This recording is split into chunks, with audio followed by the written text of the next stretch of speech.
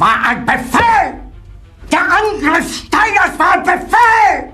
Hey, what if I told you that Hollywood does get it right sometimes? Yeah, studios and producers often like to bend the truth, but there are times when we get movies that are actually so accurate that even a historian would give a stamp of approval. On that note, here are the top 20 most historically accurate scenes in the movies. If it is not 2 p.m., we go home. We exchange now or we go home. We're waiting for another man. Yep. I want him. Doesn't matter what he wants, sir. I'm in charge and you are free to go. Please go. Walk across. To begin, we're going to be crossing a proverbial and literal bridge. This is the first and most definitely not the last entry on this list. It's going to be taken up by a Tom Hanks movie. Bridge of Spies is yet another solid effort directed by Steven Spielberg and written in part by the freaking Coen brothers. It's a gripping Cold War thriller that nails the tone, atmosphere, and geopolitical tension of 1960s Germany. The film tells the true story of lawyer James Donovan, played by Hanks, who's recruited to negotiate the exchange of captured American U-2 pilot Francis Gary Powers for Soviet spy Rudolph Abel. One of the most memorable moments is the climactic prisoner exchange on Glenlick Bridge, which connected Potsdam with West Berlin. Hey, Murph. Yeah, that's Powers. All right, Mr. Donovan. We'll go now. Hang on. According to Cold War historian James Hirschberg, this scene scores an impressive 8 out of 10 for historical accuracy. It's probably because the film perfectly captures the eerie quiet of the bridge, the cautious behaviour of both sides, and the uncertainty that surrounded real-life exchanges during that era. While spy swaps did occur, they were rare and highly secretive, making this depiction feel all the more authentic. Spielberg's attention to period detail and the film's understated tension make this a standout moment of historical realism in the 21st century. I sent you a gift, Jim. It's a painting. I'm sorry, I didn't think to get you a gift. This is your gift. Osama!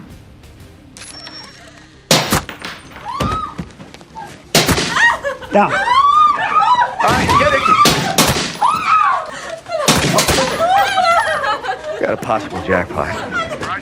I think it's safe to say that getting the drop on Osama bin Laden is a historical moment by any kind of logic. That's exactly why Zero Dark 30 makes an appearance on this list. The part where we see the attack on bin Laden's compound is said to be highly accurate, as it was based off information received from classified documents. There's a lot happening at the same time, and it's sequenced well enough to make us realize how intricate this operation really was. Now, there's obviously no way to say exactly how accurate this raid scene is, because no one's going to risk outing military intelligence to a global audience. However, the whole aspect of trying to infiltrate an enemy base as shown here is consistent with the standard procedures carried out in training as per some interviews. Now, look, it's no surprise that the movie does take some liberties with the facts of the real-life mission, but the core narrative of the hunt for bin Laden is based on actual events, and Catherine Bigelow does a super fine job of making this particular sequence feel as authentic as possible. You know, when I first saw her name attached to this movie as its director, I just knew I was going to watch it first day, first show. I mean, not only was she married to James Cameron, but she also gave us classics like Point Break and The Hurt Locker.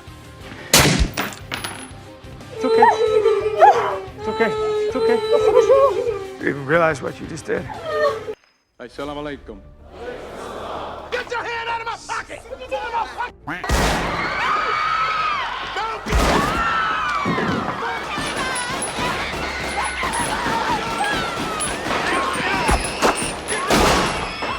The assassination of Malcolm X was indeed a sad day in history. To be gunned down as your own pregnant wife and 4 daughters take cover in the front row is a highly unfair way for you to end your journey, especially after you've put in so much work for your community. Sure, he was a controversial person, but nobody deserved to be dealt with such brutality. Spike Lee knew that, which is why he managed to make the assassination feel super legit in his adaptation of the story. You want to know why I'm saying that? Because as per reports, Spike Lee's depiction of the assassination did match eyewitness accounts as well as FBI accounts. As a matter of fact, the usage of a shotgun and pistols matched perfectly with the forensic evidence from the actual scene of the crime. The scene also shows multiple gunmen, which is consistent with real life, but that's fine as long as the key facts were presented accurately.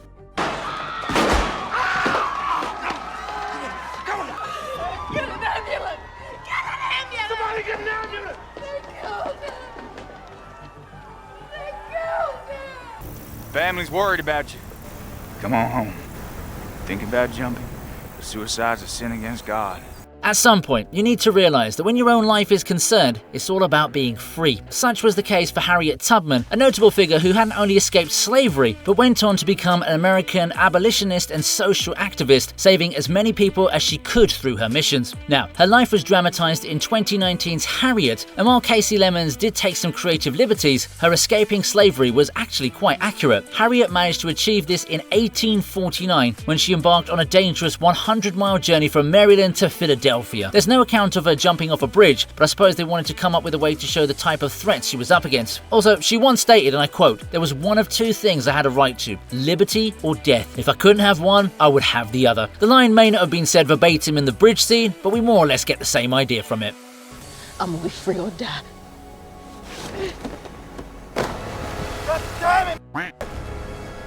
Paul, what's happening here? Mr. Harrison, I would like to attend today's briefing.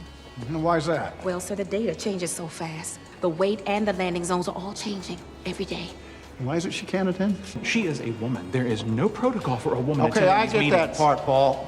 Listen, you may not agree with the attitude of the older eras as per the modern outlook, but such were the times back then that it was quite normal to understate the value of women. Don't hate me for it though, okay? And having said that, it was none other than astronaut John Glenn who famously insisted that mathematician Katherine Johnson personally verify his orbital flight trajectory before he launched. Bro actually chose her calculations over NASA's new electronic computer. That decision didn't just show his immense trust in her, but it also reignited Johnson's career and helped steer history in a new direction. In Hidden Figures, there are a lot of very obvious deviations from what actually happened, but a certain amount of those changes were only to accommodate the film's runtime. 17,544 miles per hour. At the time the rocket delivers the capsule into low space orbit. Well, that's one hell of a speeding ticket. Despite that, the part I mentioned about Glenn is a moment that sticks surprisingly close to the truth. Even his words are nearly the exact same ones that he spoke in real life. Sure, he called the 44-year-old Johnson the girl, but to be fair, he also called her the smart one. While the movie shows this scene happening just minutes before launch because of the obvious need for cinematic suspense, in reality, it actually happened between 36 and 72 hours beforehand. Even so, it's as if NASA had their own Tony Stark. I like her numbers. Thank you. Well, that's the math we don't have yet, gentlemen. We're working on it. We can't do that. We can't hold them again, sir. You know that. Well, if we don't, they go on by and over the hill and the whole flank caves in. Here they come. We can't run away. If we stay here, we can't shoot. So let's fix bayonets. When it comes to films that are actually an accurate depiction of war, there aren't a lot of them who can do it better than 1993's Gettysburg, especially when we consider the iconic Battle of Little Round Top scene. This isn't just a reenactment because it's practically a time machine if you really get into the scene. The filmmakers really went all in for this one. Like, just look at how the terrain matches the real battlefield. The dialogue reflects genuine tactical concerns, and yes, there's also the point that both sides were running low on ammo, which the film doesn't just restrict to words but also shows us via visuals. The Union's bold use of a wheel maneuver, which can easily be thought of as the 19th century version of pulling a surprise left hook, is portrayed exactly how it went down, and more importantly, it works for the audience. Historian Gary Edelman gave this scene a solid 9 out of 10 for historical accuracy, and that's no small feat by any stretch of the imagination. So you could be a history nerd or even a strategy lover, and it wouldn't matter because this scene's perfectly crafted to cater to your battlefield palette.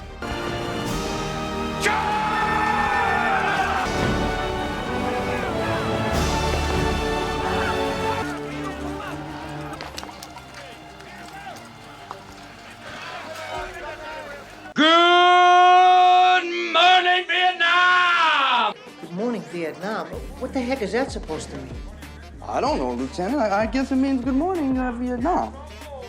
At number 14, we have a DJ who was actually based on a real dude. The legendary Robin Williams is still deeply missed by film lovers everywhere. The wrong speed. We've got it on the wrong speed. For those of you who are recovering from a hangover, that's going to sound just right.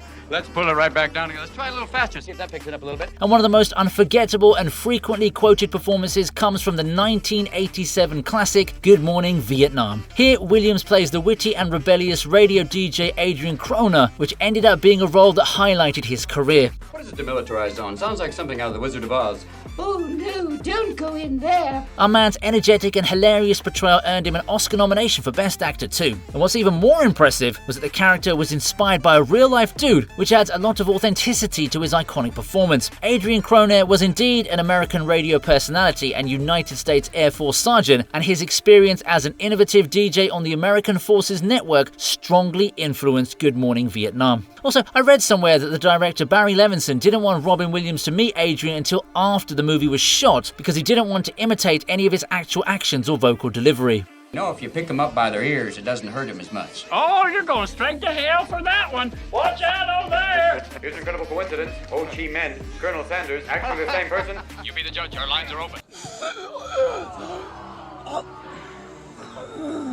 It can all end right now. Peace.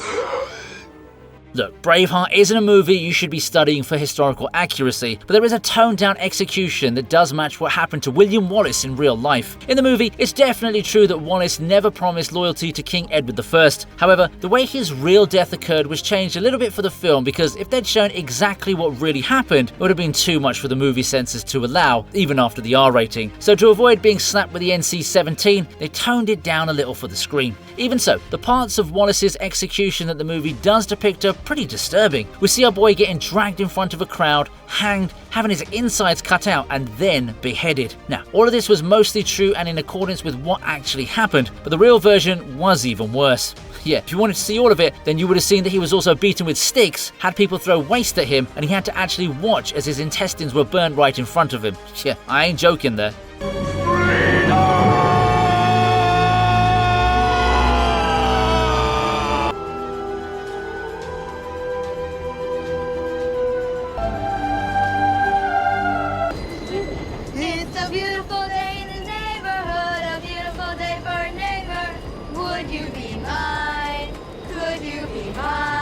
A lot of the previous entries have included some pretty gruesome stuff, but I just want you to know that there are happy moments too. We all know that movies like to bend the truth a little, but it's also great to learn that one of the most touching scenes in cinema history actually happened in real life. Maggie Stewart showed me the most beautiful word in sign language. Who's Maggie Stewart? A Beautiful Day in the Neighborhood is inspired by Tom Junod's Esquire article, Can You Say Hero?, where he wrote about his time spent with the beloved Fred Rogers. While the film changes some details, like renaming Junod to Lloyd Vogel, the subway singing moment is in fact 100% real. Junod had said that while he was riding the New York City subway, a group of students recognized Fred Rogers almost instantly. But instead of asking for selfies or autographs, they all began singing his show's theme song together, which isn't something anyone would have expected to see, let alone Junod. It was a spontaneous and heartfelt gesture that lit up Rogers' face with joy, and that's what we see in this movie as well. I've always wanted to live in the neighborhood with you, so let's make the most of this beautiful day.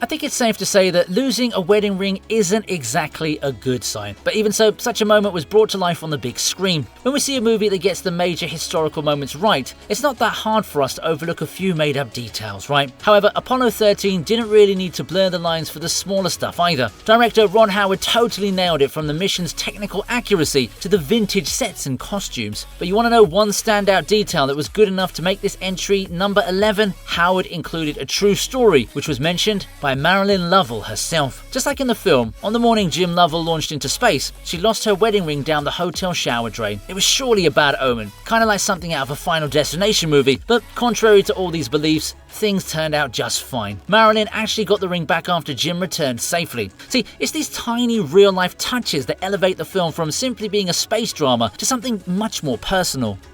I sometimes catch myself looking up at the moon, remembering the changes of fortune in our long voyage, thinking of the thousands of people who worked to bring the three of us home. Hey, guys, I'm really sorry. I don't have any time to talk right now, but if you call my assistant... We have reason to believe that there are allegations against as many as 87 priests in Boston. Eric, how many priests did you settle? Robbie, you know, I can't tell you that. You're going to give me the names and the names of their victims. Now, to start my top 10, we're going to be presenting an accurate investigation, which isn't just limited to a particular scene as such, but is covered mostly throughout the movie. 2015's Spotlight is considered to be one of the most factually faithful journalistic films ever made, with just enough dramatization to keep the audiences engaged, which made the film close to $100 million. If I had to compare it with a classic, you could say it's kind of like All the President's Men, but with a Boston accent and higher stakes. The movie gets a lot of things right, such as the core story, the actual Spotlight team like Walter Robinson, Mike Resendez and Sasha Pfeiffer, and the timeline. Scenes like the confrontation with church officials, uncovering sealed documents, and interviews with survivors are also based on real-life incidents and testimonies. Actual reporters have also lauded the film for staying faithful to the facts, despite it covering such a controversial and sensitive topic. And yes, even the real-life survivors and advocates have commended the film for what it did. We've got a story about degenerate clergy, and we've got a story about a bunch of lawyers turning child abuse into a cottage industry. Now, which story do you want us to write? Because we're writing one of them. I already sent you a list of names.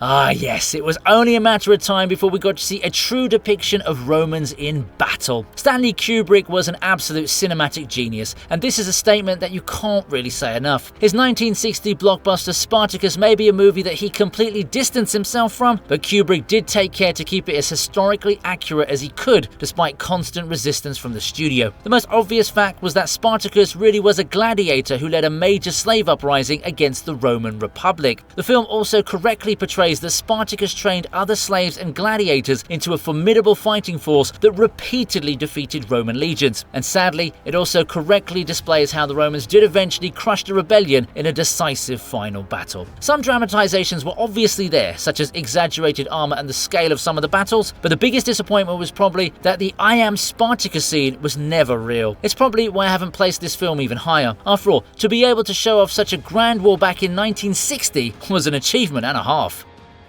Have we a count of prisoners? We haven't made the final count, sir.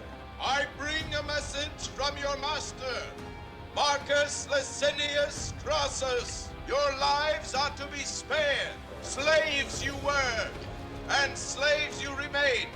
What amused me just then was your concern for my well-being in this heat. And quite frankly, the condition of your laborers. Condition of my laborers? It is horrid. And my property. What right have you to your... I bought them. I know I mentioned that this is going to be about scenes, but considering 12 Years a Slave, I'd say pretty much the whole movie was historically accurate. I mean, how could it not be? When it was adapted from the 1853 memoir of Solomon Northup, a free black man from New York who was kidnapped and sold into slavery in the South. His book was a bestseller and was backed by court documents, newspaper accounts, and independent investigations, which basically makes it one of the most reliable first-hand accounts of American slavery. Whether it's about his key life events or the portrayals of people like William Ford and Edwin Epps, or even details of the era, such as the clothing and plantation life, this movie keeps all of it as accurate as possible. Historians and scholars have widely praised the movie for its commitment to the truth, and even called it one of the most powerful and realistic depictions of slavery ever to be put on the big screen. I guess it's no surprise that 12 Years a Slave won the Academy Award for Best Picture.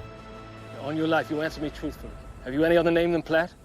Solomon Northup is my name. You will unhand him. That is mine. Your decision. Unhand him.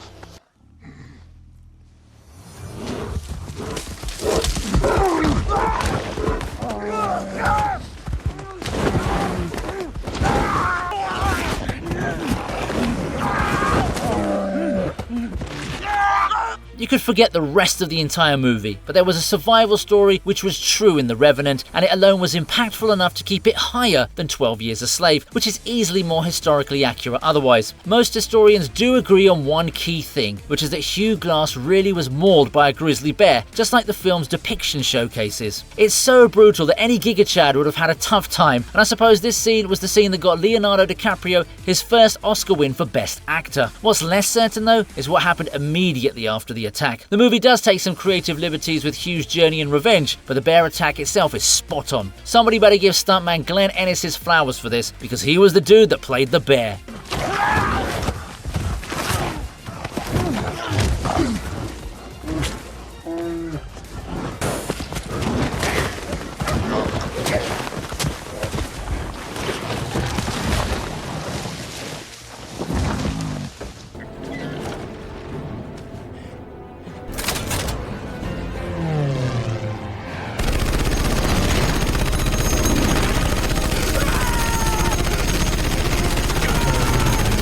Yes, Doris actually gunned down a plane, so that makes him a real G, and it's also why Bro is high up at number 6. Michael Bay's Pearl Harbor might have been a bit too liberal with historical accuracy in places, but one moment that truly hits the mark is the story of Doris Miller, who was played by Cuba Gooding Jr. Miller stepped up during the chaos of the Japanese attack by not only carrying wounded soldiers to safety, but he also manned an anti-aircraft gun. This was something he wasn't actually trained for, but he still managed to shoot down at least one enemy plane. This was super accurate, and his real-life heroism earned him the Navy Cross too, making him the first black American to receive the honor. It's literally one of the few moments in the film that gave us the same feeling we had when we saw Captain America picking up Mjolnir.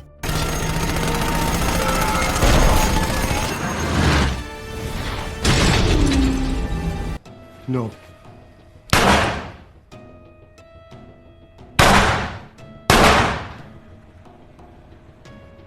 There's something about real-life assassinations that make them hit a lot harder, and I don't intend any pun here at all. On the 27th of November 1978, tragedy struck San Francisco when former city supervisor Dan White assassinated Mayor George Moscone. This wasn't the end of it though, as moments later he encountered Supervisor Harvey Milk, who was a gay rights icon. He then lured him into a nearby office where he proceeded to gun him down. 2008's Milk doesn't sugarcoat this moment at all, as it depicts the events with chilling accuracy, showing just how sudden and cold the violence was. Sean Penn, who won an Oscar for the role, follows this with a powerful scene where he delivers Milk's real-life recorded message. This was the one in which he eerily predicts his own death and urges his community to keep fighting. The speech plays over a solemn recreation of the candlelight vigil that followed the assassination. It truly is a heartbreaking sequence, and kudos to everyone who nailed this film to the T. Take some time off, spend it with your family.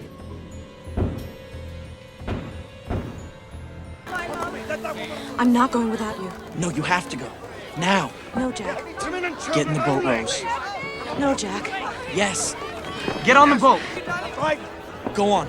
I'll get the next one. No.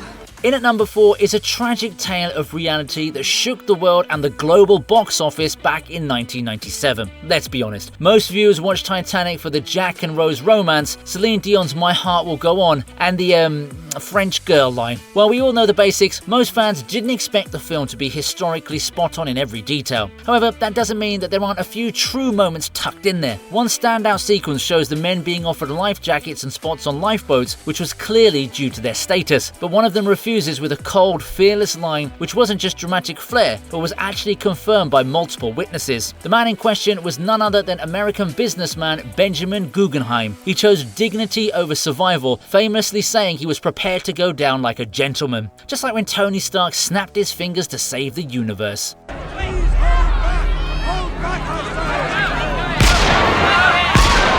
Women and children only! Es bleiben im Raum Kite, Jode, Krebs und Butter. Das war ein Befehl! Der Angriff Steiners war ein Befehl! Well, well, well. Here we have an epic scene that became a meme, but was also historically accurate. Even if you've never seen 2004's Downfall, I'm sure you're familiar with that one scene, when an enraged Adolf Hitler lashes out at his generals in his bunker. It's become an internet legend thanks to endless parody videos where the subtitles are swapped out, so Hitler's shown to be losing it over all kinds of absurd situations. Mit dem Angriff Steiners wird das alles in Ordnung kommen. Steiner konnte nicht genügend Kräfte für einen Angriff massieren. Der Angriff Steiner ist nicht erfolgt. Das war ein Befehl! Der Angriff Steiners war ein Befehl! Jeder hat mich belogen, sogar die SS! But here's the thing, the scene they're all spoofing is actually one of the most historically accurate moments in the film. While there aren't transcripts of the exact meltdown, those who are in the bunker or just outside the room did confirm that Hitler's explosive anger, the subject matter, and overall mood during those final days were right on the money. Und doch habe ich allein auf mich gestellt, ganz Europa erobert. Aber alle diese Verräter werden bezahlen. Mit ihrem eigenen Blut werden sie bezahlen. Asaki, 2000光秒。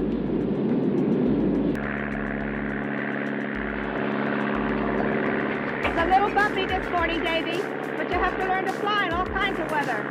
Sure, Miss Ford. Missing out on the top spot by just the barest of margins, we have a scene where the characters are spotting something by total accident. 1970s Tora Tora Tora is super faithful to the real-life events of the Pearl Harbor attack and is quite famous for it. One scene in particular could look like some kind of creative license as a flight instructor and a student stumble upon incoming Japanese planes during a routine training flight. However, that's when you realize it's pulled straight from history. That instructor was Cornelia Fort, who truly did spot the enemy aircraft moments before the attack began and managed to narrowly dodge them. Fort later joined the Women's Air Force Service Pilots, aka WASP, but tragically died 2 years later in a mid-air collision while on active duty.